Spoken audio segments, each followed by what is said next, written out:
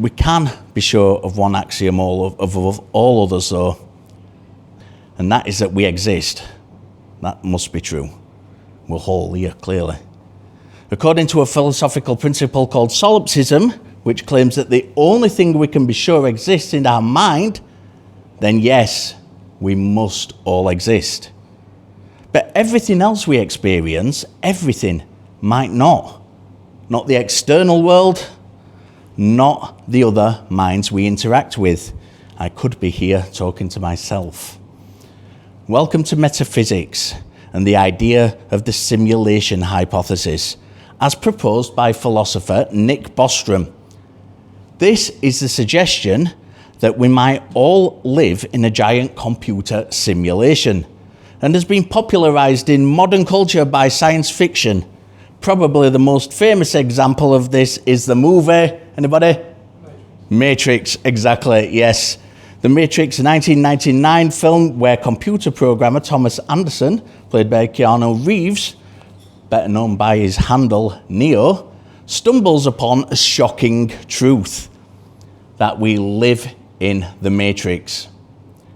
The Matrix is a computer simulation created by AI machines, and the popular version of the simulation hypothesis has been examined by Franco Vazza, senior researcher at the University of Bologna, who knows a thing or two about simulations, having studied, and I'm going to take a breath before I said this, the origin of extragalactic magnetic fields and the evolution of comic structures using very big numerical simulations. He's a very clever chap. His findings are forthright. We showed that this hypothesis is simply incompatible with all we know about physics. That's his conclusion to it in his 2025 article, which was published in Frontiers in Physics. As with most philosophical concepts, there are many other models of the simulation hypothesis, but you get the idea.